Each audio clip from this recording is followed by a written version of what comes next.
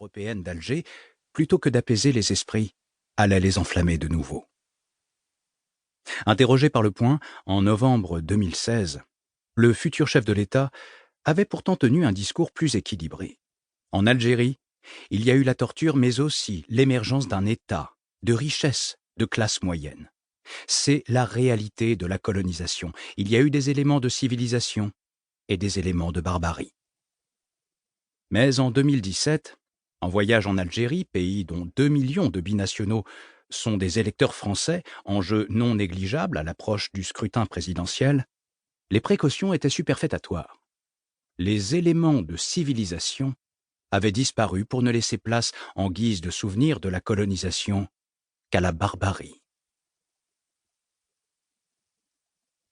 La colonisation, un crime contre l'humanité?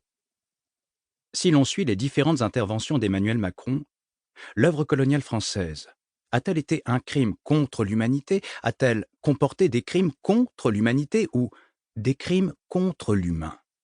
On a beau savoir que le temps est loin où Jules Ferry, le père de l'école gratuite, laïque et obligatoire, vantait le devoir des races supérieures de civiliser les races inférieures. Intervention à la Chambre des députés le 28 juillet 1885.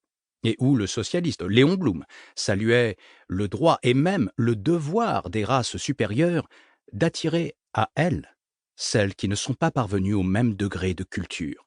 Lui aussi, à la Chambre le 9 juillet 1925. On ne saurait oublier qu'une certaine tradition, se revendiquant de l'humanisme et de l'universalisme révolutionnaire, philosophie qui n'est pas étrangère à Emmanuel Macron, a souvent vu dans l'entreprise coloniale un vecteur de diffusion outre-mer des Lumières, des droits de l'homme et des idéaux de liberté et d'égalité. Nul ne s'attend à entendre le même langage aujourd'hui, tant il paraîtrait décalé au regard de la réprobation qui s'attache à tort ou à raison à l'histoire coloniale. Mais entre le point de vue exaltant sans nuance l'œuvre coloniale et le discours la stigmatisant, il existe un juste milieu qu'on aimerait trouver chez un candidat à la magistrature suprême. Dans le cas de l'Algérie, comment dépeindre sous les couleurs du crime contre l'humanité, qualificatif infamant, 132 années d'administration, de 1830 à 1962, d'un pays constitué de départements français? Une telle accusation, schématique, lapidaire et péremptoire, ne signifie rien historiquement parlant, tant elle est caricaturale.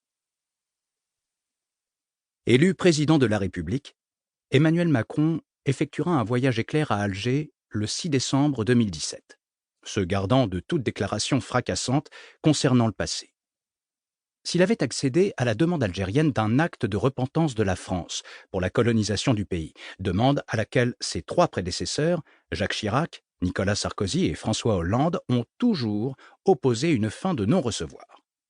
Le nouveau chef de l'État se serait engagé sur un terrain périlleux. C'est 9 mois plus tard, et en France, que Macron déclenchera une tempête d'applaudissements ou de protestations en reconnaissant la responsabilité de l'État dans la mort de Maurice Audin. Ce jeune mathématicien français disparut après avoir été arrêté par les forces de l'ordre à Alger en juin 1957. Guerre d'Algérie, le geste historique d'Emmanuel Macron, titrait Le Monde à cette occasion, le 14 septembre 2018, en se félicitant que le chef de l'État reconnaisse ainsi, pour la première fois, la responsabilité de la France dans la torture et la disparition d'opposants pendant la guerre d'Algérie. Né en 1977, 15 ans après l'indépendance de l'Algérie, Emmanuel Macron semble à l'unisson de sa génération qui a bien du mal à s'imaginer ce pays comme ayant vécu sous souveraineté française et à considérer l'Algérie française sans jugement de valeur anachronique relevant plus de l'idéologie et de préjugés politiques que de la familiarité avec l'histoire. Si l'on en croit un sondage IFOP de février 2017, réalisé consécutivement à la polémique, une légère majorité de Français, 51%, considèrent que la colonisation a été un crime contre l'humanité, tandis que 52% d'entre eux jugent important que le gouvernement français présente des excuses officielles pour les meurtres et les exactions commis pendant la colonisation. Cette approbation, toutefois, est très contrastée selon les critères d'âge.